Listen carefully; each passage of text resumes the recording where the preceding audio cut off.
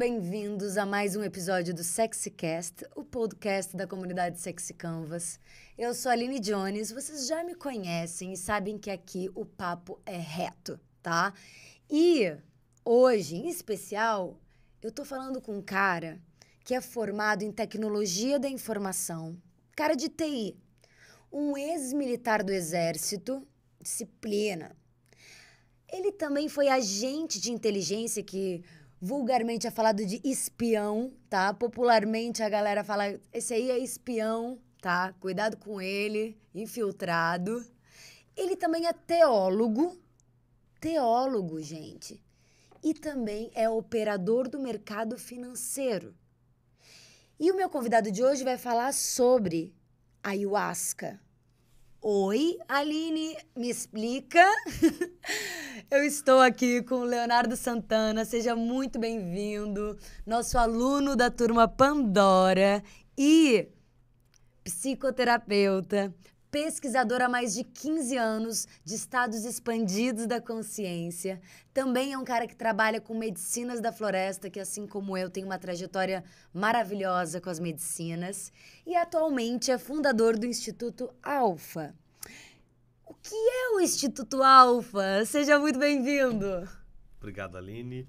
É uma honra muito grande, realização de um sonho, né? Poder estar aqui, poder participar com vocês desse movimento que é sexy. O movimento é sexy. Desse movimento que o Sexy Canvas ele proporciona.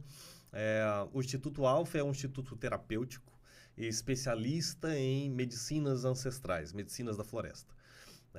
Há 12 anos desenvolvemos esse trabalho, foi quando eu tive meu primeiro contato com as medicinas, num contexto em que eu era o paciente, num quadro depressivo, assim como tantos outros aí que a gente escuta aqui no seu próprio podcast e pessoas também do seu convívio.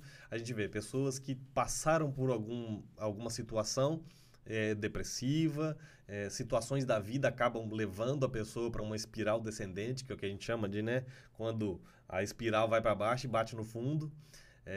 E dentro desse quadro depressivo foi que foi me apresentado as medicinas, a ayahuasca, a primeira das medicinas, e a partir dali começou toda uma caminhada de conhecimento do que eram as medicinas, de autoconhecimento, quem é o Léo, e a partir dali uma descoberta de um propósito. Eu achei legal o que você falou aí, né? É um currículo. Ah, foi isso. Já fui muita coisa, hoje sou velho. Como diz o Rubem Alves, já fui muita coisa. Teólogo, militar. Sim, é muito enfim, inusitado, muita coisa. né? E operador de mercado. E o Rubem Alves também fala uma coisa uma coisa que é muito interessante. Eu faço o que faço hoje porque tudo que eu tentei antes deu errado. Sim. Então, às vezes, as pessoas ficam romantizando. Ah, como é que foi que você chegou nesse caminho de iluminação? Eu digo, é porque tudo deu errado.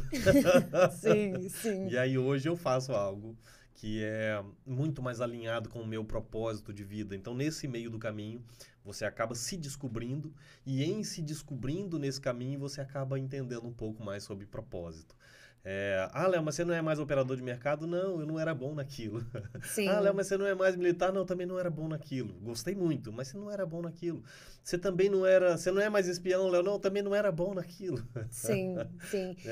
E ao mesmo tempo, quanto todas essas coisas fazem com que hoje tu consiga te comunicar de uma maneira completamente diferente e única, porque o Léo não tá aqui porque ele é aluno, né? A gente não chama qualquer aluno.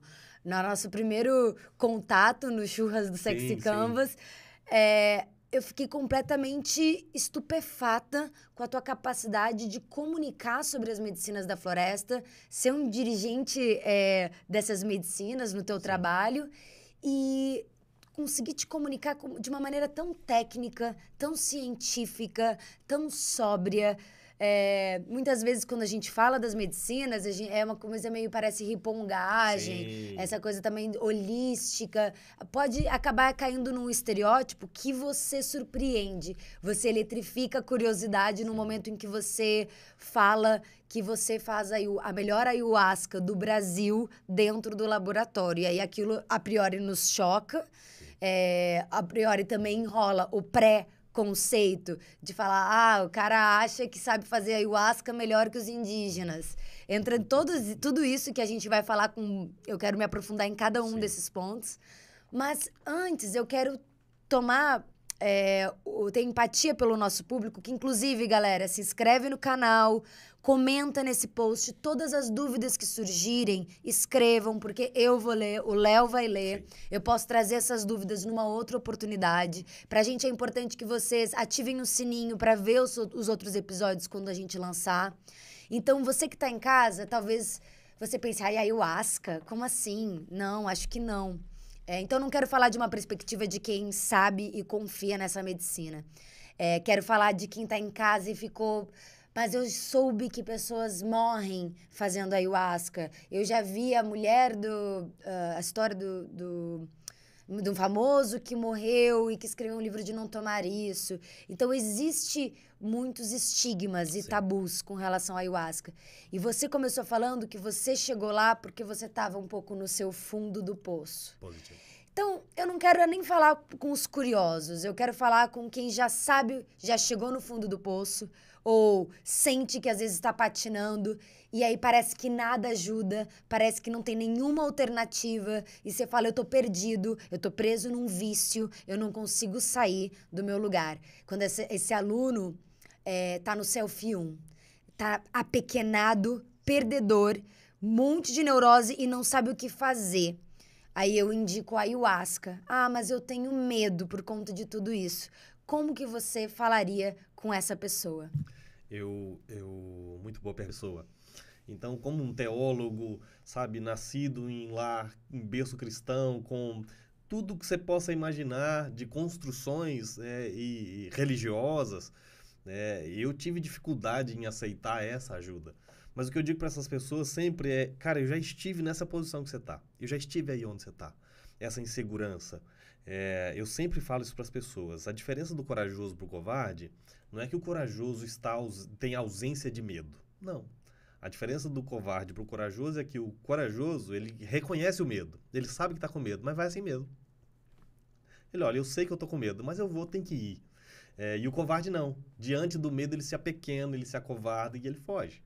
Então, não existe ausência de medo no corajoso. Ao contrário, ele reconhece o medo, mas a força que ele tem de ir para cima e de resolver aquilo é maior. Então, é nesse sentido que eu digo para as pessoas sempre nas palestras que dou. Você sabe o dia de amanhã? Você sabe que dia que você vai partir? E tem gente que às vezes está desejando isso, Aline. E eu vejo muito, né, nos pacientes que chegam para a gente, às vezes na depressão profunda, às vezes naqueles casos assim que as medicações já não estão funcionando, porque às vezes a medicação antidepressiva ela só está causando uma outra dependência. E o que a maioria das medicações antidepressivas elas acabam disparando nas pessoas é uma dependência química.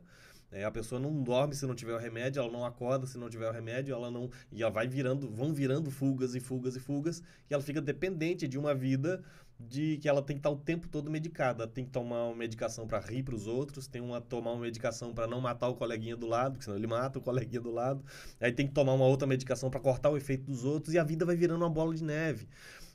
Então, o que a gente percebe é que as pessoas têm a necessidade, elas precisam de um socorro, de uma ajuda, mas, como você disse, o preconceito, o objetivo da fundação do Instituto era exatamente desvincular a questão mais religiosa e que mais incomoda as pessoas, os vieses, sabe? Porque eu acho que tem que ir assim, eu acho que tem que ir assado. Então a gente procurou afastar um pouco mais desse viés religioso e nos aproximamos mais da ciência. Mental, exato, emocional, psíquica, espiritual.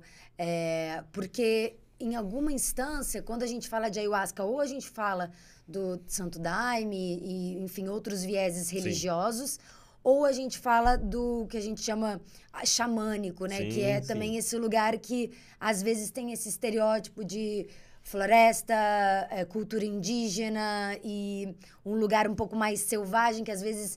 Como que tu traz isso para o homem branco do centro urbano nativas para te trazer uma saúde mental? Isso que eu achei fantástico no Instituto e me dá muito orgulho te ter dentro da comunidade, porque estamos precisando de pessoas mais como você. E claro que tem espaço para todo mundo, mas trazer a ayahuasca para esse lugar da ciência é muito importante, até para a gente regulamentar vários processos e a gente galgar direitos, né?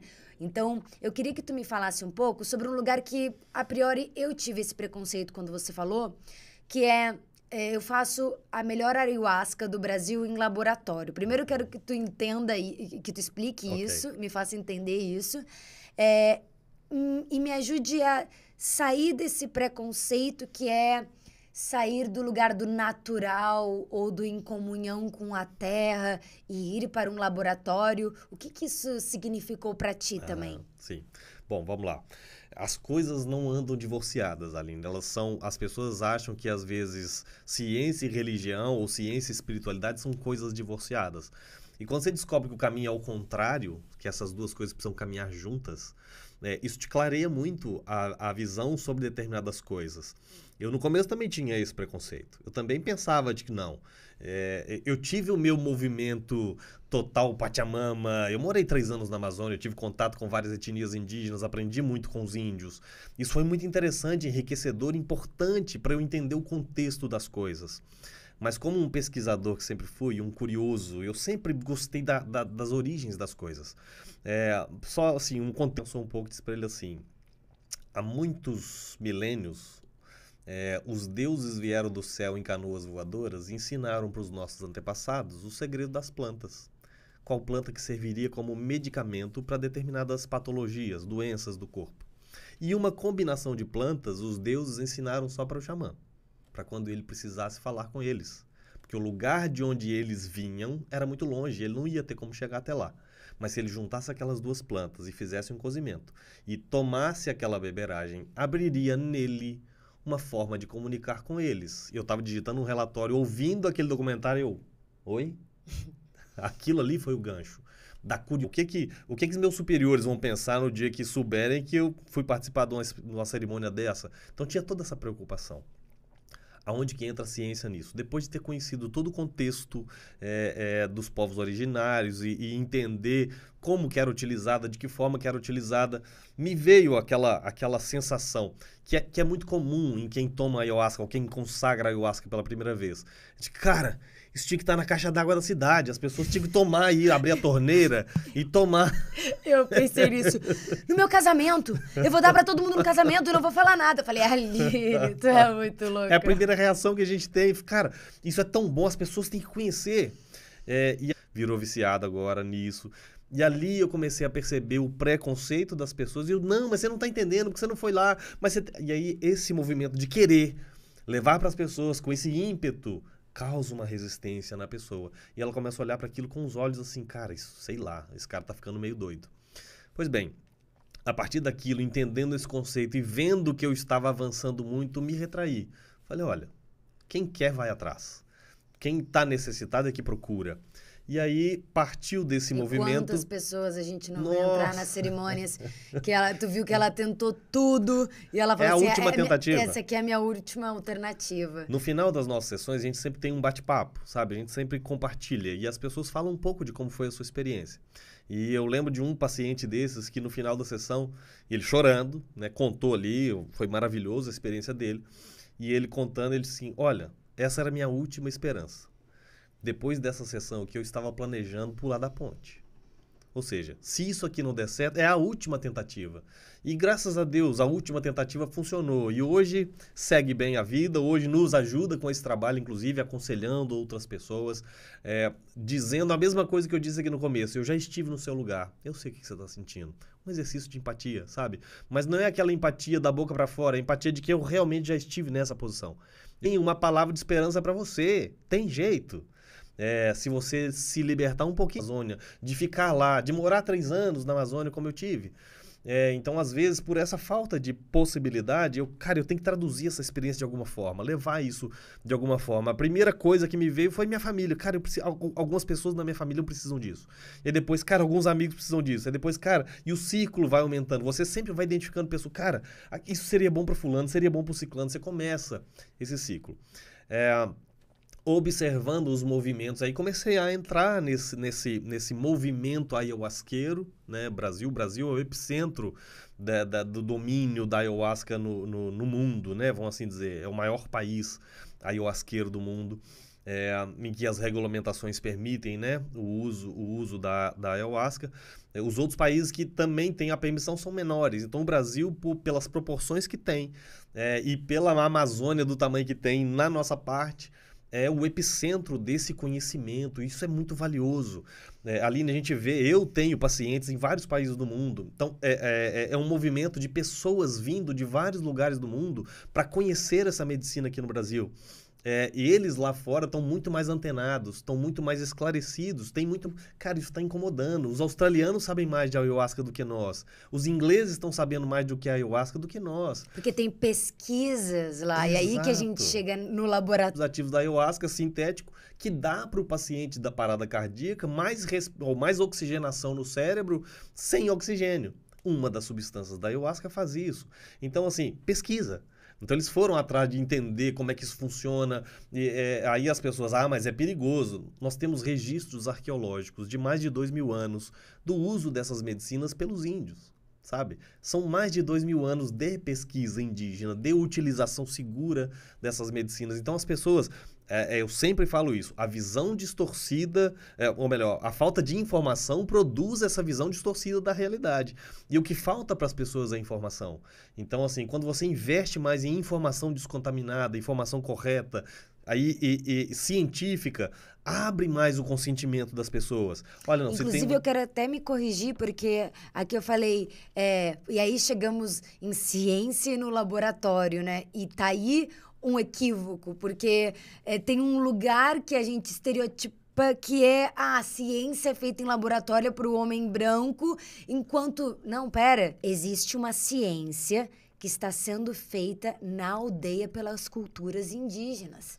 E tem uma ciência, tem um conhecimento por trás dessa ciência. Então, é até interessante porque conversando e discutindo que a gente começa a perceber aonde colocar que a gente... luz em algumas coisas. Exatamente isso. Então, quando você pega mas agora você está roubando a cultura. Não, de maneira alguma. Não estamos aqui nos apropriando de cultura, do conhecimento, não. O conhecimento, ele é humano.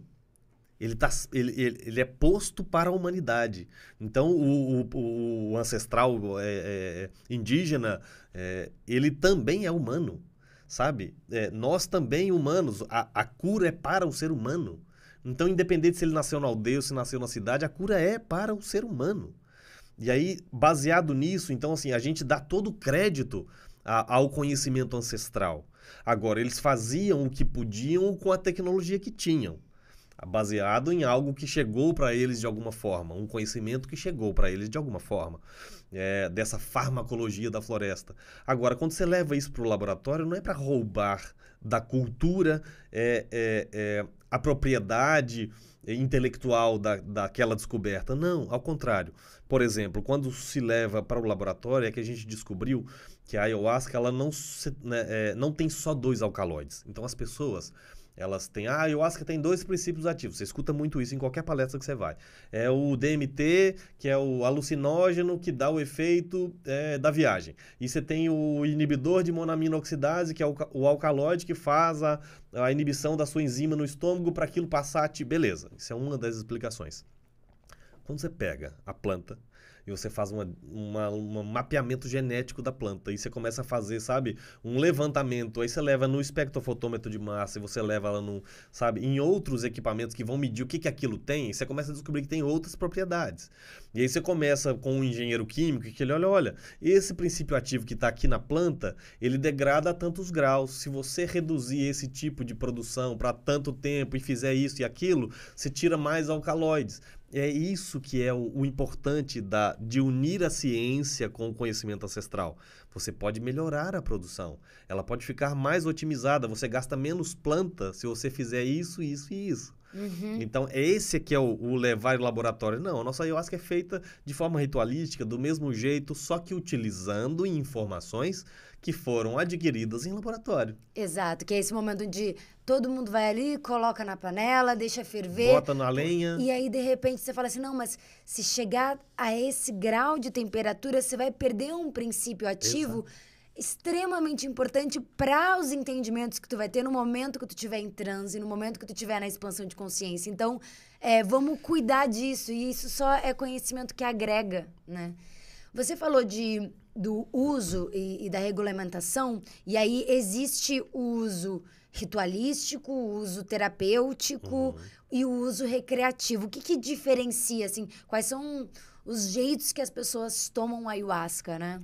A regulamentação no país hoje exige ou permite a utilização da ayahuasca num contexto ritualístico, religioso, né? Esse é para o...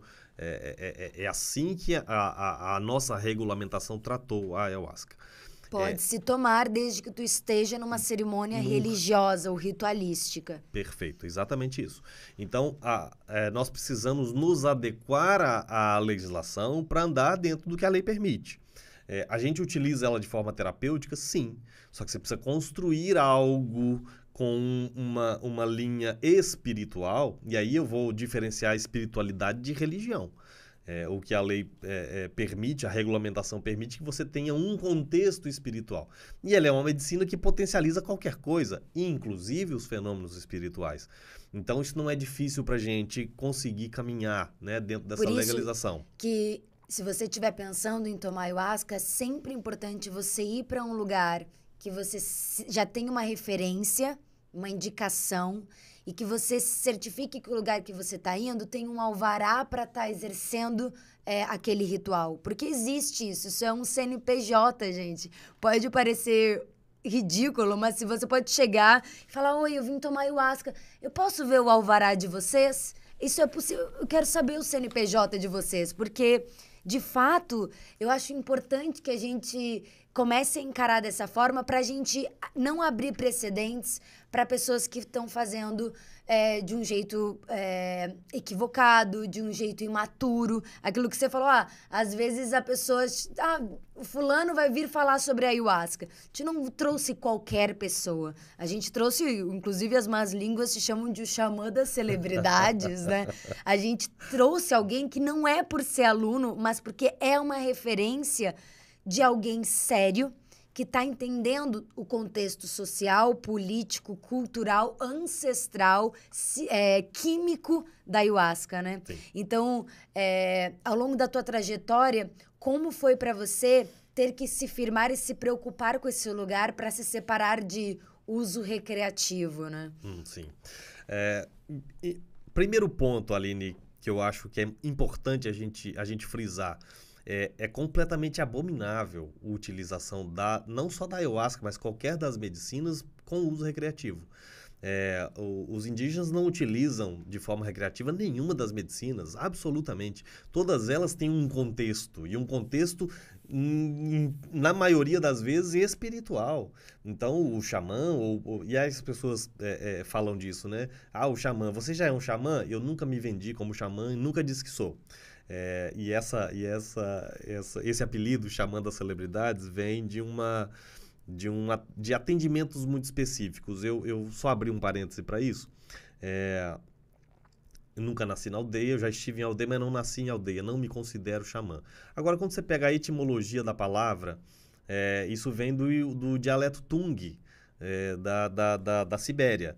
Os indígenas, vamos assim dizer, da Sibéria, né, do dialeto Tung, eles têm uma palavra no idioma Tung que chama Samanan. E o Samanan é o camarada... Culturas indígenas, as que tu frequentou, eles chamam também... porque tem o cacique e o xamã, mas isso também... O pajé. O pajé, isso. O cacique, eles não chamam de xamã. Não. Tá. No nosso panteão, vamos assim dizer, né? No nosso xamanismo tupiniquim, a figura é o pajé. É o tá. líder espiritual, né? Tá. Mas muda o nome, o princípio ativo é o mesmo. Sim.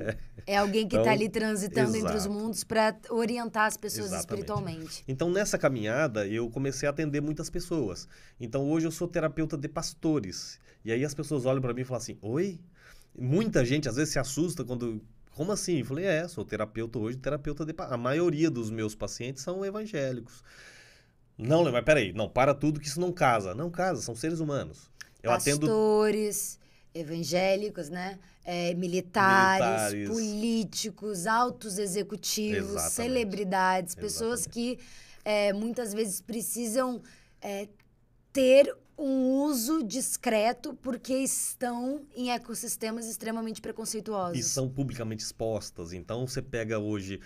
eu tenho senadores, deputados que tomam chá e tomam ayahuasca, mas não é interessante, às vezes, para aquele eleitorado saber disso.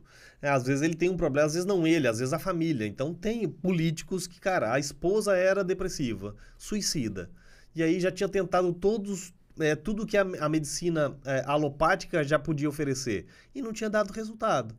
Então, onde a alopatia já não funciona, entram as medicinas ancestrais. Porque funcionam. Então, vários deles... Né? Exato, vários deles me procuraram. E uma vez, de onde que veio esse xamã de celebridades? Eu estava em Brasília, participando de uma reunião que não era nem para eu estar lá. Tinham várias autoridades ali, numa reunião muito importante, e eu, recolhendo minha insignificância, levantei e fui saindo. E a esposa de um senador pegou pela mão e falou assim, não, senta aí. Eu falei, não, mas não tem nada a ver. Tipo, muitas autoridades mesmo, conhecidas, famosas. E eu disse assim, não, isso aqui não tem nada a ver comigo, eu nem conheço essas pessoas, né? E a gente estava só compartilhando ali o espaço e ela não senta aqui. Todo mundo em Brasília sabe que você aconselha o ministro fulano. E aí eu arregalei o olho, como assim? E o seu conselho aqui ele é muito valioso, então senta e escuta. E ali eu me senti honrado, de uma certa forma, um reconhecimento de que, olha... você não é conhecido, você não é famoso, você não está no digital, mas a sua opinião é importante. O seu bom conselho é importante. Então vem daí, dessa patifariazinha, esse xamã de celebridades, mas nunca me intitulei, nem me auto-intitulei pajé, nem xamã, não me batizei. Porque esse mundo, né, quer exercer a liberdade, mas é um mundo cheio de preconceitos, então... É um lugar que você fala assim, mas... E aí eu faria o papel do sexy canvas de falar... não, tu não pode retornar à tua insignificância, tu não pode... não queremos isso. Seria muito interessante tu te colocar nesse lugar de xamã das celebridades. Mas aí eu penso, mas isso pode... dentro desse ecossistema, pode ser mal visto. E eu falo, nossa... Justamente num ecossistema que prega a liberdade, é o que talvez tenha mais questões com esse lugar de estranho. E aí também pensei que pro teu trabalho, a discrição, ela é muito importante. Então, tu é um cara que, quanto mais famoso tu fica, pior pra ti com relação a essa questão de discrição, né? Exatamente. E, peraí, Léo, então, mas você tá sendo, então, ambíguo.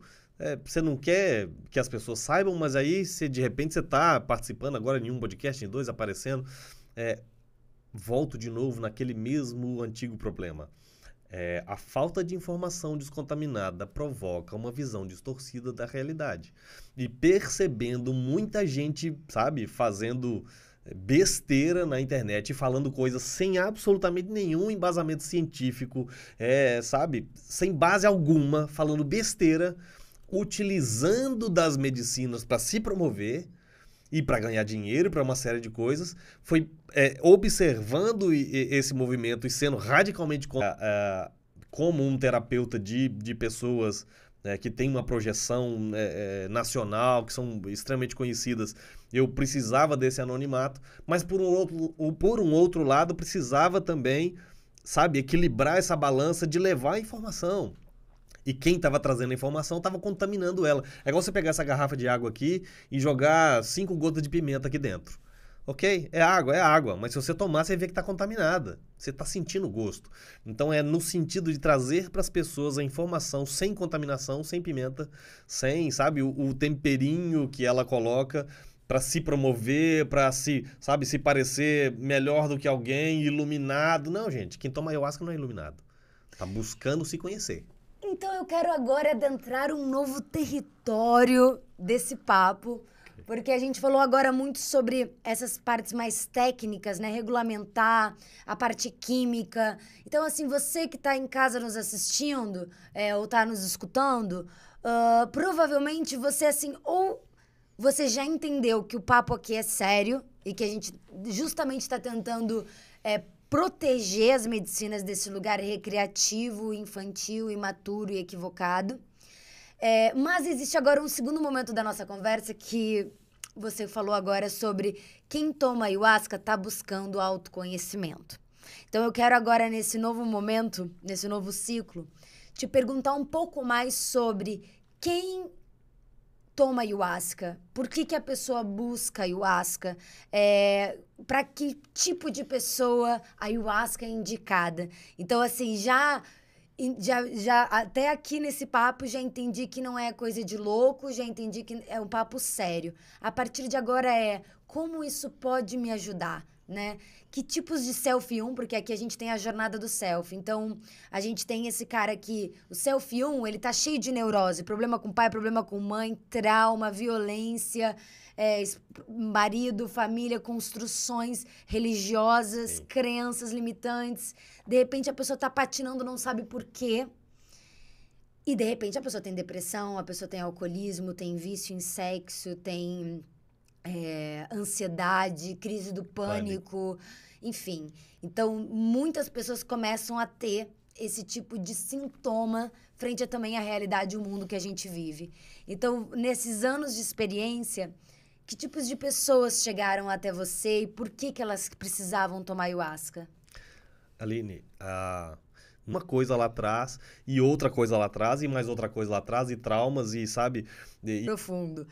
Um transe que eu tive, um momento de expansão. Quando eu falo transe, gente, é um momento onde eu tomei ayahuasca e eu tive uma miragem, algum pensamento com vários nós.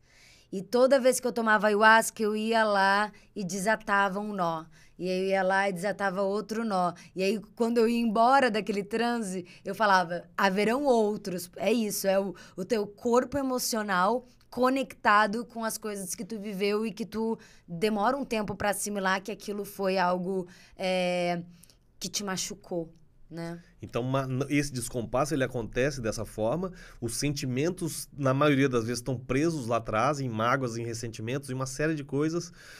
O pensamento sempre no futuro. E o que sobra para o corpo aqui no presente? Somatizar a doença.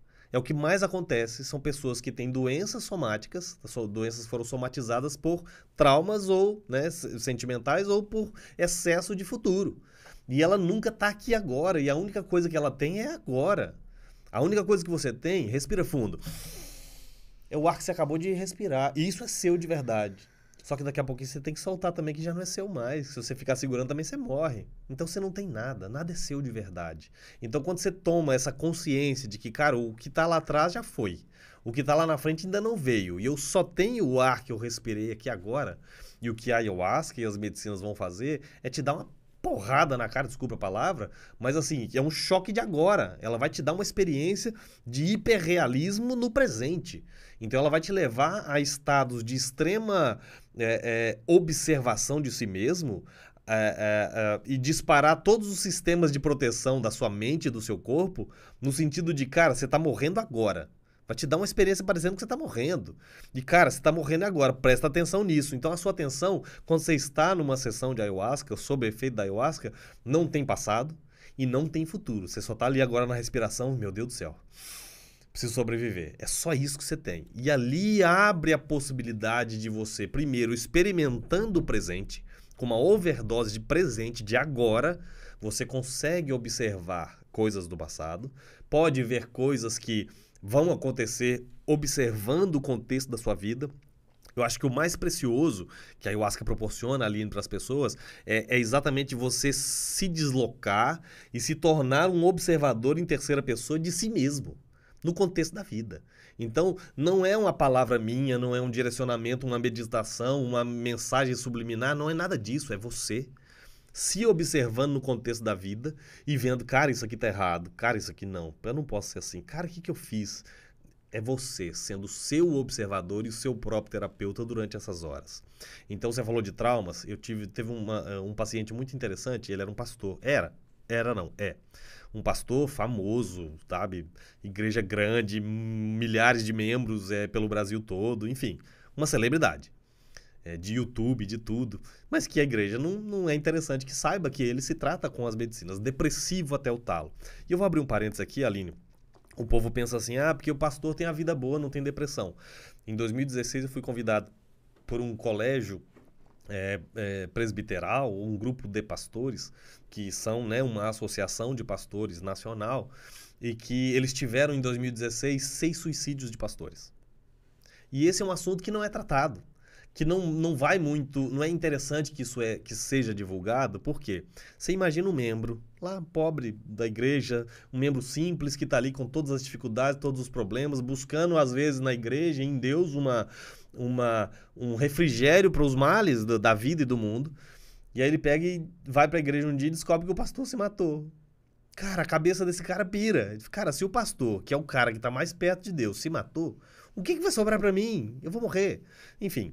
Cria uma cadeia de desesperança. Exato, uma reação em cadeia ali horrível. Então eu fui convidado para esse grupo. Cara, a gente tá com um problema. Já tivemos 6 suicídios e tá acontecendo. É depressão no meio dos pastores. Eu digo, tá, existe uma medicina ancestral que pode ajudar muito nesse contexto. Então essa indicação veio a partir de um pastor que era meu paciente que não quis contar para ninguém. Mas quando ele viu, sabe, essa situação acontecendo sistematicamente, e era o mesmo problema que ele tinha. Ele, cara, vou te indicar aqui um amigo nosso, irmão, que manja muito desse negócio, que tá com os políticos em Brasília, que, cara, ele tem uma medicina aqui indígena, uma beberagem, que vai poder te ajudar. Não pergunta nada, chega lá e toma o negócio que ele vai te dar. E aí veio esse paciente, era um pastor. A gente faz sempre uma anamnese, sempre a gente senta, conversa com o paciente para entender qual que é o contexto, para que ele está buscando a medicina, qual que é as dores, né, que ele pretende conhecer ou entender. E aí, durante a conversa, ele tá assim, cara, a vida tá uma bosta, o casamento, tô separando da mulher, a minha igreja tá, sabe, aos trancos e barrancos, tá para fechar, e, cara, só desgraça. E eu falei, bom, então nós vamos experimentar uma medicina indígena. E ele falou um negócio que, cara, é preocupante. Ele falou assim, se você me der veneno hoje, eu vou tomar, porque eu tô doido para partir. Isso é um sinal de uma depressão profunda, a pessoa já não suporta mais. Viver passou a ser dor, sabe? Viver tá doendo. E ele falou assim, se você me der veneno para tomar, eu vou tomar. Eu falei assim, antes do veneno, vamos tomar uma medicina? E aí ele perguntou, todo preocupado, mas como é que é? Tem alguma chave de psicoterapia, uma meditação? Você vai falar alguma coisa pra mim? E eu falei, irmão, uma coisa é muito simples. Eu vou te dar um negócio muito ruim pra você tomar, muito ruim. Vai parecer veneno. Vai parecer veneno, porque é péssimo. Você vai tomar, vai sentar debaixo daquele pé de piqui, tinha um pé de piqui bonito no sítio que a gente estava. Você vai sentar debaixo daquele pé de piqui, escutando os passarinhos cantando, e é isso. E ele olhou pra mim assim, mas só isso? Só isso. Ele não acreditou muito. E tomou. Aline, foram 6 horas. Foram 6 horas de uma ayahuasca potente, sabe? De uma medicina tratada, feita em laboratório. Eu estou ansiosa. Durante essas 6 horas, esse homem visitou coisas da infância, de tudo quanto é lugar, sabe, do mundo espiritual, da crença, de um monte de coisas. Foi uma experiência, assim, do começo ao fim, fantástica. E quando terminou, a gente tem aquela conversa, aquele bate-papo, ele chorou, ele riu, ele profetizou, aconteceu de tudo nessas 6 horas. Quando terminou as 6 horas e você já experimentou a força, você sabe bem como é que é, você tá ali, de repente, pum, desliga, é como se alguém desligasse a tomada. Pum, passou. Ok, tô de volta. E aí quando desligaram a tomada dele, que ele voltou, a gente começou a conversar, ele trocar ali, né, as experiências, como é que foi pra ele, o que foi os pontos mais importantes, e ele resgatou uma memória. Ele tá assim, cara, eu não sei se eu tô doido. Eu falei assim, olha, é bem possível, mas vamos lá, me conta.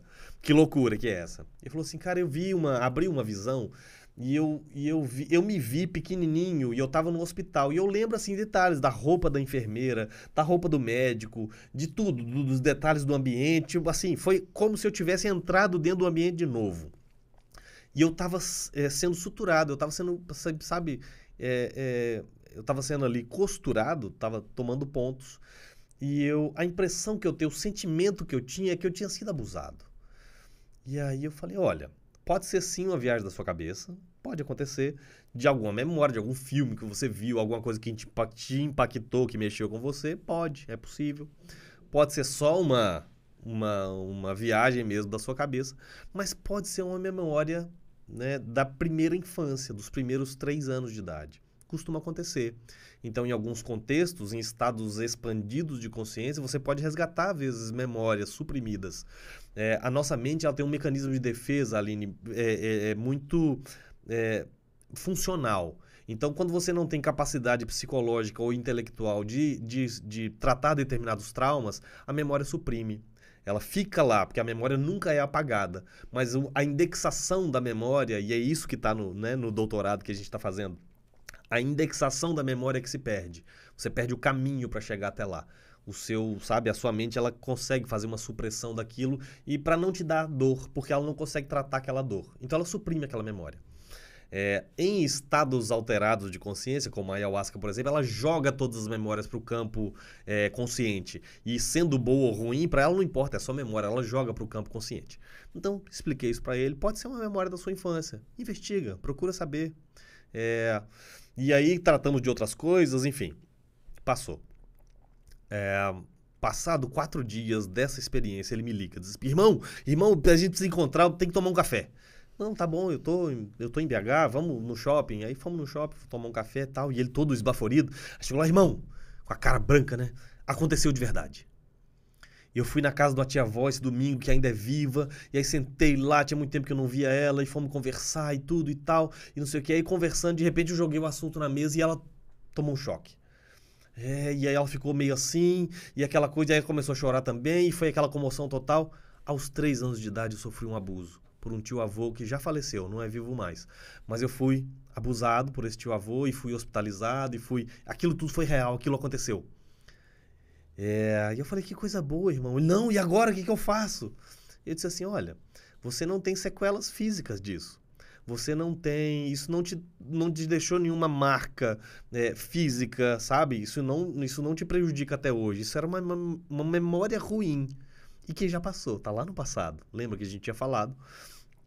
É uma memória ruim que está no campo do passado, ela não existe. Então é como se você pegasse um armário e abrisse uma gaveta e visse uma caveira ali dentro. O que você faz com a caveira? Enterra a caveira e fecha a gaveta. Você agora, como adulto, pai de família, casado, tem capacidade intelectual, psicológica de tratar isso como isso realmente foi. Uma experiência ruim que já passou. E é só isso. Então você tem a oportunidade de ressignificar isso. Eu sempre uso esse exemplo para as pessoas, Aline. Se você estivesse num ambiente completamente escuro, igual esse estúdio aqui, apaga todas as luzes, e você começa a escutar um barulho muito estranho, qual que é a primeira coisa que te dá? Medo. Medo, é óbvio. É a sobrevivência. Vai te dar um medo danado, você não sabe o que é. Aí, de repente, alguém coloca a mão ali, acende a luz, e você vê que era só um vento que estava batendo em cima de um objeto qualquer e fazendo um barulho, bobo. Aí você, qual que é a primeira coisa que dá? Um alívio.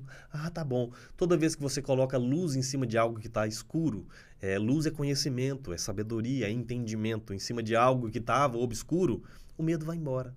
Então, você agora, diz para ele, você tem a oportunidade agora de ressignificar isso. As memórias, elas são aquele medo, porque ela está no escuro. Você não sabe o que é que estava te causando essa dor. Era uma memória suprimida, mas ela está lá, rodando. E às vezes, não é só... Eu vivi situações assim. Inclusive, eu tive um momento da minha vida onde eu tive que tomar mais ayahuasca por conta de descobrir um abuso. E aquilo veio à tona porque para mim era como um sonho. Eu achava que eu tinha tido um sonho meio pesadelo e de repente eu falo, não, isso a maneira como a minha mente computou foi como sonho, mas isso foi real. E no momento que tu te dá conta disso, é muito dolorido. Tu revive aquela dor e aí começa o processo de percepção adulta sobre algo que te aconteceu na infância. E esse é um processo muito importante também, porque muitas vezes tu vai talvez lembrar de coisas, aí a pessoa vai falar assim, bom, mas então eu não vou tomar ayahuasca se for pra sentir que estou morrendo na hora e lembrar de coisas horríveis que aconteceu na minha infância. Eu não quero entrar em contato com essas sensações. A questão é que essas coisas, se elas aparecerem, elas já estavam dentro de ti. E a vida ia dar um jeito de tu te defrontar com essas coisas de forma consciente ou não. Então, eu digo assim, uma hora a conta chega. E quando a conta chega, é melhor que seja pelo caminho do amor, pelo caminho da consciência, do que pelo caminho da dor, da doença. Porque chega um momento que essas coisas, elas estão aí. E eu acho que, às vezes, podem vir memórias que tu não lembra, mas também pode vir uma nova percepção sobre memórias que você tem. Porque muitas vezes a gente tem uma memória, tipo, minha mãe foi horrível, minha mãe não me amou, minha mãe não deu o que eu queria, nananana. E, de repente, a ayahuasca começa a te mostrar que talvez a tua mãe tenha tido vários momentos em que você não conseguiu ler aquilo como cuidado, mas era a maneira dela cuidar. Ela também te faz ressignificar memórias ruins para boas. Então, eu acho que também é um olhar de a gente se dar conta que a gente tem que entrar em contato com a nossa sombra, a gente tem que entrar naquele quartinho escuro. É ruim, só que se você deixa aquele quarto escuro muito tempo fechado, começa a ficar sujo demais, começa a morar coisa ali que não tem que morar. E aí, se você, a cada tanto tempo, não entra naquele quarto e coloca tudo no seu devido lugar, pode te dar um problema no futuro. Luz. Quando você não coloca luz sobre determinadas coisas, elas vão ganhando proporções bizarras, absurdas. Então, quando terminou isso, ele, cara, e agora o que eu faço? Eu digo, agora você tem uma oportunidade ímpar de saber o que é que estava rodando em background, te atrapalhando. E muitas vezes acontece com as pessoas que elas não sabem o que é que te segura. O que é que está bloqueando você assumir, você despertar todo o potencial que tem aí, que está guardado, que está te fazendo, aquilo que a gente está falando do self-1, que está te fazendo pequeno, sabe? Que está te apequenando. O que é que te amarra? Quais são suas amarras? Sabe? E muitas vezes a gente não tem consciência delas. E aí, poxa, mas se há uma oportunidade de você colocar luz sobre algo e descobrir qual é a origem dessas amarras, você não queria saber? Eu quereria saber, e tanto quis que estou aqui até hoje. Foram fundamentais para eu entender, primeiro, o que eu vim fazer aqui? Qual que é o meu propósito? É isso, eu consigo olhar para você e entender que aquele Léo que falava quero ser milionário e ser operador do mercado financeiro, ou o Léo que estava servindo no Exército Brasileiro, a trajetória dele de desconstrução vai descortinando até encontrar, assim, é como uma cebola, né? Tu vai tirando as camadas da cebola para conseguir encontrar, tá aqui. A essência. A essência. Perfeito. E aí, terminei essa consulta, né, esse atendimento, essa sessão que foi feita com esse pastor, e aí ele tá assim, empolgado, e cara, isso é muito incrível. Eu falei, sim, é. E ele, cara, se eu viver 200 anos te agradecer todo dia o que você fez aqui hoje, vai ser pouco. Eu falei, você não tem que me agradecer. Você tem que se agradecer. Foi você que se permitiu participar de algo novo. Coragem. Completamente disruptivo, completamente avesso a qualquer coisa, construção ou preconceito ou conceito pré-concebido que você tinha sobre. Então você tem que dar parabéns para você mesmo. Eu só sou o garçom que te dá uma bebida bem ruim para você tomar. É só isso. Então terminou essa sessão e, cara, você precisa levar esse chá para minha igreja. Eu, calma que não é assim. Levar o chá para a igreja. Ele, não, a minha igreja tá uma bagunça. Eu falei, a sua igreja tá uma bagunça. Porque a sua vida tá uma bagunça. E a sua igreja é um reflexo. Você é o bispo da igreja. Sua igreja é um reflexo seu. Então, no dia que você estiver curado, sua igreja vai estar curada. E ele disse assim, pelo menos a minha esposa. Eu digo, a esposa pode. E aí trouxe a esposa numa outra oportunidade. Fizemos também uma sessão com ela. Passado um tempo também com a filha, que era depressiva. Enfim, passou-se o tempo, continuam casados, não separaram, a igreja se consertou, tá tudo bem, vão bem, graças a Deus. Gente, essa é a prova de que não adianta tu querer ter um CNPJ de sucesso se tu tem um CPF todo fudido. Exatamente. Você falou agora, foi nevrálgico, sabe? A sua colocação, Aline. E você disse também como a nossa memória funciona. E é importante a gente falar disso. Tive um outro paciente também, esse já não era religioso, já era de outro campo. Ateu, o cara das sociólogo como você, enfim, cabeção, inteligentíssimo, e que tinha um trauma. Ele foi criado sem pai, abandonado, né, pelo pai ainda na infância, passou fome, morador de comunidade, um cara com a vida muito difícil e que conseguiu vencer na vida, conseguiu dar certo, mas com uma mágoa do pai muito grande. E uma vez a gente, assim, foi até por acidente. Como assim, Léo, que a gente vai tomar, alguém vai tomar ayahuasca por acidente? Ele foi no oba-oba da galera. O pessoal, não, você não toma porque você não é macho, é porque você é covarde, não sei o quê. Me dá esse negócio aí que eu vou tomar. Não é essa a motivação. Se alguém estiver te desafiando, você não toma ayahuasca porque você é covarde, fala, não sou mesmo, não vou tomar. Que não seja essa a sua motivação. Que a motivação seja uma busca genuína. E essa busca genuína, gente, aconteceu comigo, tá? Assim, eu muitas vezes na minha vida eu agradeço muito pelos meus mentores e protetores, porque o meu nível de ingenuidade e inconsequência foi algo assim... Eu, nem tanto também, não quero me cobrar tanto, mas eu simplesmente saí do Rio de Janeiro, morava aqui, peguei uma mochila, falei, vamos. Aí minha amiga falou, não vou poder ir. Aí eu saí num domingo, que era feriado, de carona, pra conseguir uma carona que ia parar na estrada, ia tentar conseguir uma carona pra ir pra Lumiar. Eu tomei na Baixinha pela primeira vez, que é um centro de Umbandaime. E aí eu fui porque eu senti um chamado. Eu não sei explicar até hoje, eu não tinha nada específico que eu quisesse tratar.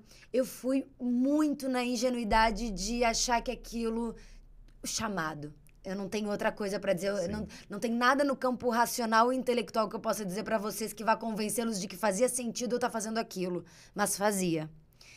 Eu cheguei lá e... Eu tomei a primeira dose e eu fiquei chocada. Eu falei, o que eu fiz? Meu Deus do céu, Não, eu sou louca, isso aqui é Eu falei assim, eu tomei chá de cogumelo num lugar que eu não conheço ninguém. Isso não é possível, isso. E aí, naquele momento, assim, eu parei, eu tava na janela e eu escutei uma voz na minha cabeça falando... Você sabe por que você tá aqui? E aí eu fiz, eu não sei, rebelde, né? Eu não sei. Você sabe. Você veio se curar. E na hora, assim, o entendimento também de cura, pra mim era um pouco dúbio. Eu achava que era cura de doença física, sim. Né? Então, na hora, eu até pensei assim, bom, se tem uma voz na minha cabeça falando que eu vou me curar, de repente, sei lá. Aí eu falei, entrega. Confia. Que eu acho que é um grande hack de quem vai tomar. A primeira coisa, entrega e confia. Vai ter momentos em que tu vai te assustar e tu vai precisar, em vez de fazer isso. Entreguei, confiei. E aí, nesse ritual, eu tive um processo muito importante que era um plano de cinema subindo assim, e aí parecia uma estátua de Maria. Só que ia subindo e quando chegava no rosto de Maria, era o meu rosto. E eu era uma estátua. E aí me entregaram uma espada de Jedi dessas, assim. E loucura, né? E falava assim, você está no centro do seu sagrado. A coisa do ego. Eu sempre fui muito egocêntrica, assim. Então, o seu ego está ocupando o lugar do sagrado dentro de você. Você precisa desmanchar essa estátua de si mesma que você fez. E aí eu lembro assim, que aquilo era muito surreal, mas fazia muito sentido. Eu estava muito presente e engajada no meu processo de desmoronar aquela estátua de mim mesma. E eu saí de lá entendendo o que era cura.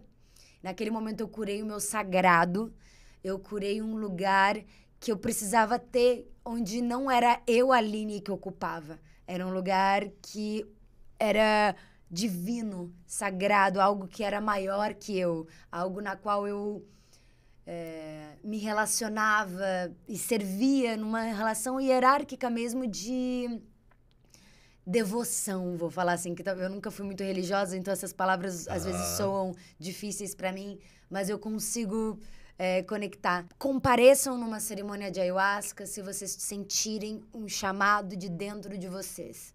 Essa é a única coisa que fará vocês ir com segurança, porque vocês realmente... Eu tenho um amigo que até hoje, meu melhor amigo, não tomou, e eu sei que ele vai tomar. E ele fala, eu só tô esperando a hora que eu vou sentir o chamado. Então, não façam, não sejam desafiados, isso não é brincadeira, né? Exatamente. Mas aí, o que aconteceu com o teu amigo? E aí ele foi desafiado e ele entrou na pilha das pessoas. E eu fiquei ali extremamente chateado. Falei, cara, não é essa a motivação. A motivação tá errada. E ele disse, não, eu vou tomar esse negócio aí, não sei o quê, eu vou provar pra vocês que, cara, isso aí eu não tenho medo dessas coisas, não. E aí, você com muita paciência, e aí ele, assim, entendendo o contexto todo, eu já sabia o que ia acontecer, eu disse pra ele, olha só, eu não nego medicina pra ninguém. Tá? Minha função não é essa. Eu não sou o dono da porteira para dizer quem é que passa ou quem não passa. Você tá pedindo, eu vou servir. Eu já vou te adiantar, você vai passar muito mal. Vai ser uma experiência difícil. Mas tem coisas boas que a gente pode tirar disso. E ele fez ouvido de mercador para isso e fomos para dentro da medicina. E eu caprichei. Falei, então tá bom, vamos. É igual gente grande. Ele entrou muito na força. E ele passou muito mal. E ele, virou... Porque ele não tinha feito nenhum preparo, nem nada. Ele foi no oba-oba da galera. E aí chegou no determinado momento que ele teve realmente aquela expansão e foram resgatando memórias. E por que a gente está falando disso? Do quanto a gente, às vezes, significa uma memória. Então ele tinha traumas com o pai, que não conheceu o pai o abandonou quando era pequeno e tal, foi criado pela mãe só, muita dificuldade em comunidade, não sei o quê. E aí... ele pega e ele viu muitas coisas dessa infância. E ele, cara, tudo que eu produzo na vida hoje é para não deixar que os meus filhos passem o que eu passei. Eu quero ser sempre um pai presente para que os meus filhos não sintam o que eu senti. Então, sempre nesse intuito. E o maior trauma dele era, o meu pai me deixou passar fome. Quando ele nos abandonou, minha mãe sozinha, a gente passou fome. E ele é o filho caçula, ele é o mais novo. São dois, ele e a irmã. E aí aquilo mexeu muito com ele travou, ele deu uma tela azul, literalmente ele ficou ali na paranoia. E aí a importância, Aline, de você estar acompanhado de quem sabe o que está fazendo. De você estar, de você não ir para um oba-oba, de loucura, da galera que vai ficar... Não. Procura fazer isso de uma forma extremamente responsável. E existem lugares que vão conduzir essa cerimônia de uma forma responsável. Isso é fundamental. Então, com toda a abordagem terapêutica, fui eu mesmo, tirando ele daquele estado, daquela tela azul, trazendo ele para essa realidade e ressignificando as coisas e tal. E no final disse para ele assim, procura saber. A nossa memória nos trai o tempo todo. E ainda assim, memórias de primeira infância, elas ainda podem ter uma carga emocional, às vezes, diferente da realidade. Ele ficou com aquilo na cabeça, e aí pensou muito, refletiu muito, aí foi uma cerimônia de noite inteira. Então amanhecendo o dia, foi que a gente foi se recolher. Ele procurou a irmã mais velha, então ele é o caçula, a irmã dele, acho que 5 ou 6 anos mais velha que ele. Era maiorzinha na época. E aí ele foi contando, não, você lembra aquela situação que aconteceu, quando o pai abandonou a gente e tal, que a gente passou fome. E aí ela olhou pra ele, você tá doido? Ele falou, não, a gente passou fome. Ele falou, não, a gente nunca passou fome. Não, eu lembro quando a gente teve que mudar da casa tal pra casa tal. Não, eu lembro. Foi no dia da mudança, que a gente não tinha o que fazer e estavam em mudança e realmente estava uma situação muito difícil e a mamãe não tinha como fazer comida aquele dia. E naquele dia, realmente, no dia da mudança, a gente ficou com fome. E aí, mas foi só naquele dia, porque nunca faltou comida lá em casa. Ele associou o trauma da perda do pai e a mãe xingando, porque é esse vagabundo que abandonou a gente, não sei o quê. Aquilo entrou para o campo da criança com uma leitura. Naquele dia ele associou aquela dificuldade que foi pontual, ele passou fome um dia. Na cabeça dele, adulta, pai de família, ele trabalha igual um condenado para não deixar que as filhas passem fome. mas ele passou fome um dia. Então a memória às vezes pode trair também a gente, sabe? Sim, a gente tem que tomar Muito cuidado. E aí, às vezes, as pessoas elas dão, às vezes, muita importância para uma memória que foi mal instalada e toda a carga emocional vai causar um trauma, né? Pode causar um trauma ali. Então ele tinha um trauma que carregava a vida toda por uma situação que ele achava que era uma, mas que não era reflexo da realidade, e ele carregou aquilo durante muitos anos na vida. Ele se libertou daquilo numa sessão, numa cerimônia, numa conversa terapêutica, e ele entendeu, e quando foi checar, aí a checagem, e quando checou aquela memória, ele viu que não era bem assim. Aquilo ressignificou a visão dele do pai, aquilo trouxe para ele uma certa... tá bom, ele foi um cara sacana? Foi. Mas ok, eu consigo conviver com isso. Ressignificou um trauma, resolveu um problema, trata a vida agora de uma outra forma, não com a revolta que tinha mais, e as motivações passam a ser outras. Porque provavelmente, na busca por tentar resolver a neurose da anterior, ele provavelmente estava causando neuroses nas filhas. Exatamente. Né? E alguém precisa parar essa repetição de padrão. Exato. Né? Tem uma coisa que acontece comigo, e eu vou falar uma coisa bem particular, mas é uma coisa que me fere muito ainda, porque eu tenho um início de vida muito conturbado. E eu tô bem empolgada do nosso trabalho amanhã, porque eu venho de 10 dias em conexão com a minha família. Então, eu saí do Rio de Janeiro, fui para São Paulo, Curitiba, Florianópolis e Porto Alegre. E poderia até ter feito uma ida para Jaguarão, mas não deu. Então, eu fui encontrando pessoas da minha família. E tem algo na minha família que, por ter tido um início muito conturbado, onde a minha guarda ela foi muito... a guarda, na verdade, de muitas pessoas tem papéis muito trocados na minha família. Então, na verdade, o avô virou pai, a madrasta, na verdade, virou vó não tem, meu pai biológico não tem na minha carteira. Então, foi uma loucura, assim, no início da minha vida. E eu, durante muito tempo... fingi que estava tudo bem. Por eu ter tido também com boas condições de vida e meus pais do coração terem me criado muito bem, eu fiquei com a ideia de que eu tinha tido uma infância feliz, de que tinha dado tudo certo, que a minha vida era maravilhosa. E eu lembro de fazer um curso de teatro que era Hamlet e Vingança, com o Tomás Rezende, um ótimo preparador. E aí ele falou, e aí, o que tu tem de vingança dentro de você? E eu falei, eu não tenho. Ai, não, eu sou puro amor e... Ai, meu Deus.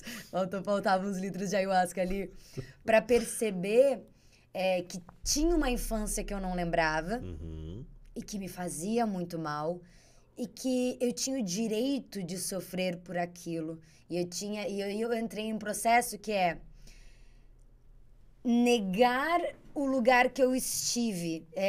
Eu não queria ser vítima, eu não queria ser a abusada, a abandonada, a rejeitada. Fazer esse papel. Fazer, assim, eu nunca gostei desse lugar. E aí eu tive que lutar com a Aline adulta, preocupada em ocupar esses lugares. Mas eu precisava ocupar esse lugar. E aí hoje, nesse resgate, nessa viagem que eu fiz, uma coisa que me deixa triste, mas é também o momento atual da minha família, é que foi tão difícil para as pessoas fazerem as escolhas que elas fizeram, que elas estão todo o tempo se defendendo e contando versões da história que protegem o que elas fizeram. E isso dificulta o meu processo de checagem. Sim. Isso dificulta porque eu sinto que eu não tô conversando com alguém que está... testemunha ocular. Exato. Eu tô conversando com pessoas que estão emocionalmente implicadas naquelas narrativas, se defendendo e defendendo as escolhas que fizeram. E aí, o que eu sinto, né? O que eu tomo pra mim? E tô empolgada pro trabalho de amanhã, porque eu quero ser uma pessoa cada vez mais que abre mão do orgulho, abre mão... Eu quero ser alguém que assume mais os meus erros, as minhas frustrações e as minhas... principalmente os meus erros, que é onde o orgulho dói mais. Sim. Então, eu tô nessa minha busca de aprender a dizer que errei. Porque é nesse lugar do errei que há uma oportunidade de ser melhor. Sim. E aí, quando a gente fala da jornada dos selfies aqui, Às vezes tu não anda pra frente, ou a vida não tá andando pra frente, porque tem que dar um passo pra trás pra poder dar 2 pra frente. E nessa jornada,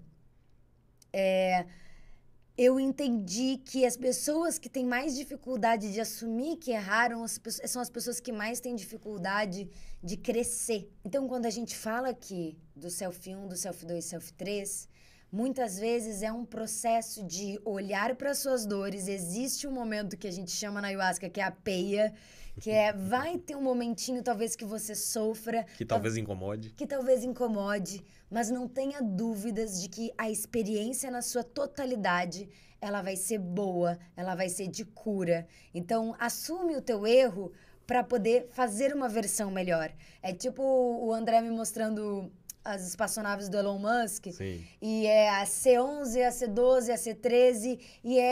Antes a NASA fazia aí aqueles 15 anos para lançar uma parada. Não, vamos lançar, a gente já sabe que vai dar errado. A gente já sabe, isso aqui, a gente vai conseguir ter mais informações do erro para poder corrigir para versões melhores. E é meio que isso, assim, nós somos naves, quanto mais a gente erra, mais fácil fica descobrir como vai ser a tua versão melhor, né? Experimenta mais rápido, erra mais rápido e recobra e retorna mais rápido. Então, ou seja, errei. Agora já sei que errado, não erro mais. Então, você ganha celeridade nisso. Muito importante que você falou, Aline, de às vezes dar um passo para trás para dar 2 para frente. É exatamente o que aconteceu contigo na sua visão durante a sua sessão lá. Ei, peraí, eu tenho que dar um passo para trás para pegar um nó que está aqui atrás e eu tenho que desfazer ele. E se não é você que vai desfazer esse nó, não tem ninguém que vai fazer isso por você. Não tem igreja, não tem centro, não tem nada, crença de nada que vai desfazer determinados nós, que é a sua missão. É a sua contrapartida da parada. Você tem que fazer aquilo. Ninguém vai fazer aquilo por você. A dor é sua. O trauma foi seu. A vivência foi sua e a ressignificação dele também é sua, faz parte da sua experiência. E você cresce quando consegue olhar para isso, quando consegue dar um outro olhar para isso. E quando você cresce, e aí eu sinto que esse é o terceiro e o ciclo final do nosso papo, que é quando você cresce, as pessoas em volta de você crescem também. Sim. Que é esse efeito manada, que é o que a gente fala de movimento. Quando tu faz um movimento em busca da tua cura, não há dúvidas que as pessoas em volta de ti vão se beneficiar disso e vão se inspirar nesse movimento para se curar também. Que é o momento onde tu falou no início do nosso papo sobre eu vejo as coisas que estão erradas, então deixa eu ser um agente de transformação. Exato. Deixa eu contribuir para esse ecossistema, para trazer luz para o conhecimento, para a gente ressignificar esse lugar das medicinas da floresta. Então, eu queria que, para finalizar o nosso bate-papo, você me falasse, na verdade, não falasse para mim, falasse para quem está nos assistindo. Ok. A importância desse movimento não só para você, mas para as pessoas que estão em volta. Às vezes a gente tem alunas que têm o marido com problemas com álcool, que sofrem violência, ou às vezes você tem um filho e ele está em depressão, ou é uma pessoa que está super perdida e não sabe se encontrar, e tu não sabe como ajudar. Às vezes tu tem relações familiares extremamente difíceis de se comunicar. Então, tem inúmeros problemas que a pessoa que está nos assistindo pode estar vivendo. Queria que tu falasse para essa pessoa sobre como é esse processo dessa cura que acontece e que começa a ajudar as pessoas que, no fundo, essa pessoa começa por você para que você veja isso florescer. Sim.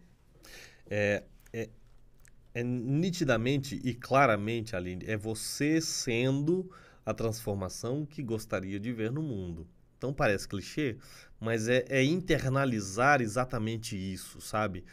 A transformação ela precisa acontecer através de você. Esse movimento que o Sexy Canvas e outros movimentos vêm trazendo para as pessoas, é exatamente um movimento de autodescoberta, é um movimento de autoconhecimento. Não existe evolução em qualquer área que seja da vida, qualquer área da vida, sem autoconhecimento. No Templo de Delfos, na Grécia, tinha uma frase: homem, conhece-te a ti mesmo e conhecerás o universo e aos deuses. Então, não existe evolução, seja em qualquer campo da vida, espiritual, não existe evolução e caminhada, crescimento espiritual sem autoconhecimento. Então, baseado nisso, por que é que estou dizendo isso? É uma jornada para dentro. O que as medicinas, tanto a ayahuasca quanto as outras medicinas que a gente aplica, cada uma para um problema em específico, elas podem te ajudar a catalisar processos. O que é o catalisar ali no processo? O que um catalisador faz? Você pega a massa plástica. Conhece massa plástica? Os cariocas que chamam massa iberê. É uma pasta, uma meleca cinza e que ela fica melequenta e se você tirar a tampa dela, ela leva 1 ano para ficar dura, vira pedra. Mas ela vem com um líquidozinho fedido, que chama catalisador, e aí você pinga lá 5 gotas daquilo naquela massa e mistura. Ele vai provocar uma reação exotérmica, vai liberar calor, vai fazer uma série de... vai mudar quimicamente a estrutura molecular daquela massa, e ela vai endurecer em 5 minutos. Ou seja, ela já endureceria em 1 ano. Só que com o catalisador, ela endurece e cumpre aquele propósito em 5 minutos. O que as medicinas vão fazer por você? Elas vão te ajudar a catalisar processos que às vezes levariam anos para acontecer. Então, porque eu estou num relacionamento abusivo há não sei quantos anos e vai continuar, mas não sei quantos anos. Se você não tomar uma atitude em relação a isso. E as medicinas podem, não estou dizendo que vão, mas elas podem ser o catalisador que faltava para que te encoraje a tomar determinadas atitudes. A gente vê muito, Aline, gente que às vezes, eu tô indo para esse... Aconteceu comigo, tô indo para essa carreira na vida. E aí, de repente, aquele catalisador vem e acelera alguns processos que você levaria anos para entender, para cair determinadas fichas, você fala, cara, eu tô fazendo tudo errado. E aí, deixa eu mudar as velas, porque qualquer vento serve para quem não sabe para onde vai. Então aí o momento de assumir o controle, sabe, da própria existência, da própria vida, apontar a vela para o vento, o que eu quero pegar o vento que vai para lá. Então eu vou apontar a vela para cá e aponto a minha vela e vou sem medo, sabendo para onde eu quero chegar. Então, na nossa visão como instituto, a gente estimula, a gente incentiva, a gente exige que as medicinas elas sempre venham junto com conhecimento. Então ninguém fica tomando chá no instituto, vou tomar um chá para ter um barato. Isso não existe. Isso é o primeiro ponto. A gente abomina qualquer uso recreacional, recreativo das medicinas. Ela tem que ter um propósito. Então a gente faz um mapa para a pessoa de onde que ele está saindo até onde que ele quer chegar. E o mapa que determina é ela. Você quer o quê? Não, eu quero chegar até aqui. Então nós vamos traçar um caminho de estudo, de dedicação, sabe? De conhecimento, de plasticidade neural. Seu cérebro precisa disso. Você precisa botar conhecimento para dentro, expandir suas capacidades filosóficas, intelectuais. A gente vai expandindo tudo. É o crescimento em 2 pernas, que a gente chama. Não adianta eu só ficar... Cara, não adianta eu ficar te enchendo de ayahuasca ou de medicinas e você não mudou 1 milímetro na sua vida. Isso acontece muito. Muito. Não trouxe pro chão da vida. Cara, tá perdendo tempo. Então não tome, não use, não é bom. Não, porque eu gosto do barato. Vai para uma rave, vai para outro lugar. Exato. Sabe? E é regulamentado. Isso que é o mais impressionante. É regulamentado, não é ilegal. Sim. Então, as pessoas já constitucionalmente, a gente já tem um respaldo para fazer essa jornada para dentro de si. Sim. Então, é um lugar que se abre espaço para que você conheça mais sobre você mesmo. E a gente falou muito de Selfie 1 aqui, mas também serve muito para o Selfie 2 e para o Selfie 3. Porque no Selfie 2 a gente tem um monte de crenças com relação a dinheiro, com relação ao sucesso, com relação a esse lugar que você estava falando agora, que é para... quem não sabe onde... Para quem tá perdido... Qualquer vento serve para quem não sabe onde vai. Exatamente. Qualquer vento serve para quem não sabe onde vai.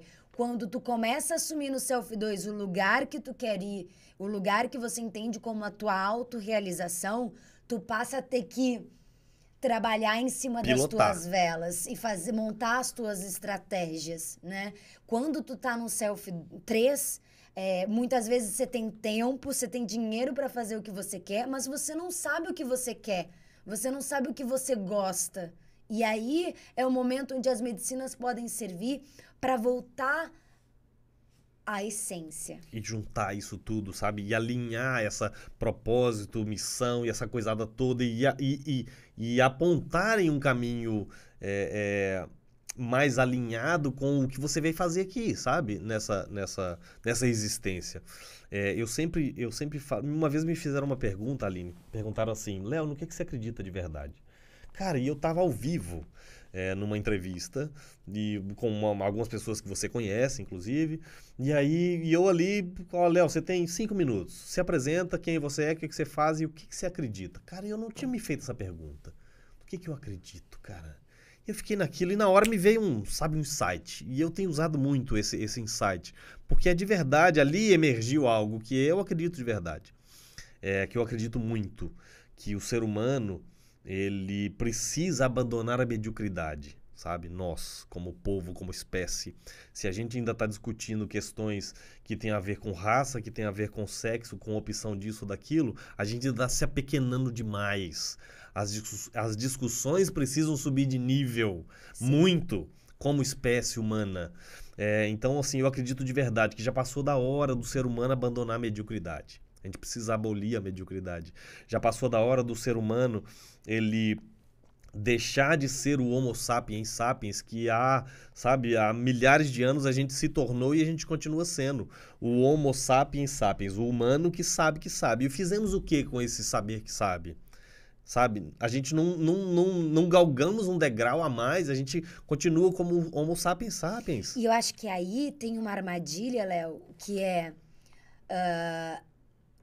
eu também... Tem uma coisa que tira minha paciência, é quando eu me vejo em discussões, ou quando eu me vejo falando coisas que eu considero óbvias. Sim. Com relação à liberdade, eu tenho que me diminuir para discutir isso. É uma coisa que eu falo assim, nossa, estamos discutindo se eu posso ou não posso fazer isso, enquanto tem discussões tão mais profundas e importantes para serem feitas e tem tanta energia sendo gasta nesse lugar tão pequeno e tão medíocre de alma. E aí eu penso assim, esse lugar para mim é um lugar que me causa muita raiva. Uhum. Só que ao mesmo tempo, nós estamos num mundo onde o sapiens sapiens tem muitas limitações. Sim. E só a gente olhar para o quão caótico, desigual e problemático são as nossas questões para entender que nós precisamos acelerar, catalisar esse processo, seja através das medicinas da floresta, ou seja através também da nossa troca e conexão, Exato. da nossa opinião, dos nossos espaços de fala, né? Para que a gente possa ir mudando, porque a gente precisa... Essas almas pequenas, elas estão andando aí. Sim. Muitas delas ocupam lugares de poder enorme. Exato. E aí é o momento onde, assim, não dá pra ficar com raiva e não dá pra ironizar. A gente precisa se implicar no processo de transformação. E, geralmente, essas pessoas, a chave é o amor. É impressionante, quando tu chega atacando, a pessoa ela não quer aprender uma coisa que ela não considera que seja importante. Exato. Porque o estado de pequenez e mediocridade, ele é um lugar que tu fica olhando pro teu próprio umbigo. Num looping você não eterno. quer se abrir para o conhecimento, para abertura de entendimento do que é liberdade, né? E aí é o momento onde a gente tem que... Putz, tô com raiva de onde o Homo sapiens sapiens chegou. Me incomoda, a gente tá ainda nesse estágio, Sim. pleiteando esse lugar. Esse entendimento também... a gente tem a África, sabe? O planeta Terra tem a África. A gente tem que lidar com a África, entende? É uma parada... Chega a ser até meio... Não é óbvio, não? Sabe? Mas é um lugar do tipo... A gente tá nesse lugar ainda. Uhum. Então... precisamos olhar para questões ainda muito basais e a gente precisa se implicar nessa transformação. A gente precisa se implicar em como transformar discussões, almas pequenas, em lugares maiores. Isso despende energia. Isso acho que é a batalha, o desafio diário. Quando nós decidimos ser agentes de transformação, Exato. né? Exato. Então, quando a gente vive apenas pensando nessa, sabe, nesse Homo sapiens sapiens, e aí retomando o que eu dizia, a gente passou muito tempo nessa posição e já passou da hora da gente abandonar, sabe, essa mediocridade e pensar qual é o próximo patamar, sabe, do humano. Eu acredito de verdade que as medicinas da floresta, elas são um catalisador, como eu já disse, mas um potencializador. Já passou da hora do ser humano usar mais do que 3%, como dizem, das suas capacidades, sabe? A gente precisa expandir isso. A gente ficou estagnado muito tempo. Você tem um cérebro fenomenal, gigantesco, esperando ser explorado, colonizado e utilizado. E às vezes a gente deixa isso passar. Então as medicinas vêm como um catalisador nesse processo de transformação para que a gente cria. E a missão é essa, é criar uma massa crítica de consciência desperta a ponto de puxar essa linha da evolução da nossa espécie e a gente galgar um próximo patamar. E é o que eu chamo de homo sencientes, que é o homem que adquiriu sabedoria, o humano que adquiriu sabedoria. A gente deixar de ser o homo sencientes. Homo sencientes. Sencientes. Sencientes. Que é o homem que transformou o sabe que sabe, ou seja, ele sabe que sabe, é só isso. E a gente sobe um degrau na evolução e se torna o homo ou humano que adquiriu sabedoria. A gente precisa, com o conhecimento que tem até hoje, hackear essa biologia defasada e a gente subir um degrau, sabe? E evoluir como espécie. Então eu acredito de verdade que todos esses movimentos, tanto o Sexy Canvas quanto movimentos que a gente vem observando acontecendo no mundo, eles são importantes para o nosso povo brasileiro, é muito importante. Eu nunca tinha pensado, Aline, para você ter uma ideia, na possibilidade de um brasileiro ser ganhador de prêmio Nobel. Isso nunca tinha me ocorrido. E uma vez vendo o André falando aquilo, que eu vou ganhar um prêmio Nobel de Economia. O primeiro impacto que me deu, eita, se achane. E depois caiu uma ficha, eu digo, por que não? Por que não? E aí, essa é a minha linha de doutorado, sabe? A minha pesquisa é uma pesquisa sobre plantas da Amazônia, que tem potenciais incríveis e fantásticos. E eu pensei, por que não? Poxa, se o André pode ganhar um prêmio Nobel, eu acredito que um pesquisador brasileiro também pode ganhar outros prêmios Nobéis em outras áreas, por que não? O Brasil é um celeiro para o mundo. Nosso povo, Aline, a gente precisa ter orgulho disso. E é o que mais me chama a atenção na metodologia do Sex Canvas, é tirar das pessoas esse ranço de pequenez, essa síndrome de vira-lata, de que não somos capazes. Cara, a gente é a espécie mais vira-lata e é bom ser vira-lata. Sabe por quê? O caramelo não adoece. Você pode olhar, o cachorro de raça, ele vai, toda semana ele tá no veterinário.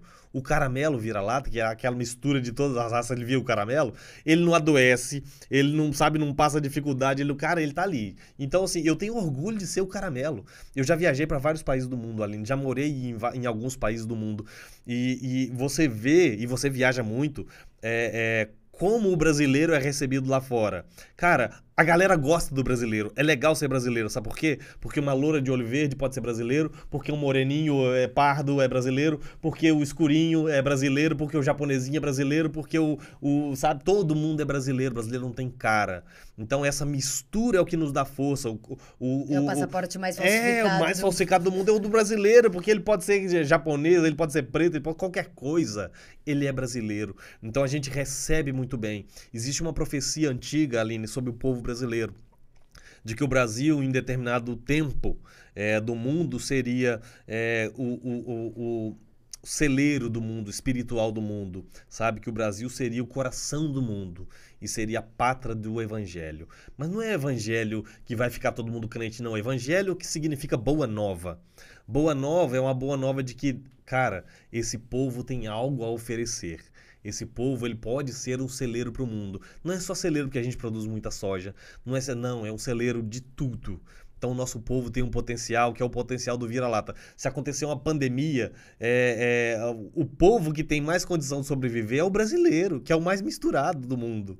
Então, assim, a gente precisa enaltecer e entender essas deficiências que muitas vezes a gente entende como deficiências, mas que na verdade são diferenciais, são qualidades, são poderes. Exatamente. Verdadeiros poderes. Eu acho que esse é o grande turning point, assim, porque a gente tá sempre aquele país que tá sempre em desenvolvimento e nunca chega lá. E nunca chega lá, né? E eu acho que a gente está resgatando uma ancestralidade, e nesse caso até eu me corrijo, porque teve um outro Sexcast que eu falei minha ancestralidade, não é a minha, Sim. mas minha enquanto brasileira, Sim. no sentido de a quantidade de etnias indígenas que a gente tem aqui, a capacidade que a gente tem de resgatar essa ciência desses povos indígenas, resgatar a maneira como eles faziam, aprender com os selvagens, né? Esse lugar que foi nos construindo mentalmente e que nos coloca num lugar civilizado tão grotesco. E aí a gente está vivendo talvez um turning point e a tua fala, ela me empolga, porque eu consigo ver o Brasil nesse lugar. Eu consigo ver que nós poderíamos construir, reconstruir, ressignificar essa nossa mentalidade, que tem tudo a ver com o que o André fala de ressignificar essa síndrome do vira-lata, olhando para os nossos povos indígenas, olhando para o que acontecia no Brasil antes disso tudo, não negando toda a nossa influência europeia, tudo que aconteceu com a colonização, com toda a nossa influência africana, mas que a gente pegue nesse caldeirão de coisas e a gente, de repente, se coloque como a boa nova de um novo momento, sabe? E a gente já é assim, principalmente no mundo da ayahuasca, eu acho que a gente exporta muito essa medicina, né? Então, na Europa, já se vê o Brasil como essa autoridade, já se vê o entendimento de que tem algo acontecendo lá no Brasil, tem uma medicina... Tem um movimento acontecendo lá. Tem um lá. movimento acontecendo lá que é muito importante para a humanidade, né? Para o planeta Terra e para nós enquanto espécie. Sim. E eu acho isso... até... Dá esperança. É uma esperança. Sim. É uma esperança e eu sinto que alunos como você, com todo esse background de força vital, de mudança, é tão bom ver a teoria ter te atravessado e ver você falando, eu sou capaz de ganhar um Nobel. E aí eu falo assim, quando o André fala, ele tá falando de um Nobel de Economia, ou que nem é um Nobel, mas... E o Nobel da Paz? Será que o primeiro brasileiro a ganhar o Nobel da Paz com uma transformação através das medicinas da floresta não é Leonardo Santana? Ou outros, quem sabe. Exato. Né? Então, assim, Aline, finalizando, eu acho... Não, outros não, da Sexy Canvas. É você, ponto. Não, eu e outros. Sim. Vai ser, tu vai ir, tu vai levar um monte de gente, mas também. Aqui é Sexy Canvas. Todos. Existe possibilidade. Eu falo isso nas palestras algumas vezes.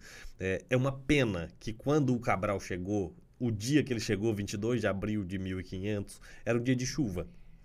Então estava chovendo, o Cabral desceu da caravela, desceu da canoa, chegou na praia e estavam os índios nus. E estava chovendo. E ele tirou a capa e cobriu o índio porque o índio estava nu. Se fosse um dia do sol rachando e o Cabral descesse naquele calor, o índio teria tirado a roupa do Cabral. E hoje seríamos uma nação de pessoas nuas que estão completamente conectadas com a natureza. Maravilhoso! Eu queria. Léo, muito obrigada por todo esse compartilhamento de conhecimento. É um orgulho para nossa comunidade te ter como um membro e muito obrigada por trazer esse conhecimento e trazer luz para quem está nos assistindo em casa, poder ter se transformado um pouquinho com esse papo e quem quiser se transformar mais, adiciona o Léo no Instagram, manda um direct para ele. É uma pessoa que quando a gente olha, vê o tamanho da autoridade, o tamanho do conhecimento, a gente até fala, ai meu Deus, mas é um cara extremamente acessível, mas que vai ganhar um Nobel. Vamos. Muito obrigada.